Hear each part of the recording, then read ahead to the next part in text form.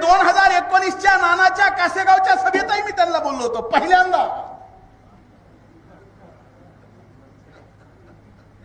हात जोडून सांगितलं होतं की काही करा फडणवीस साहेब, मायछान पवार साहेबाचा नाद करू नका.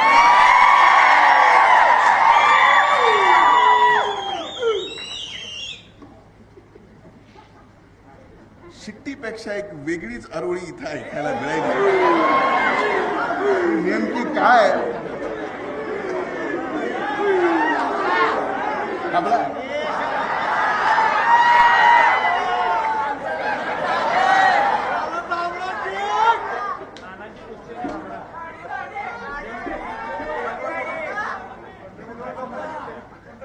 काय सांगायचं.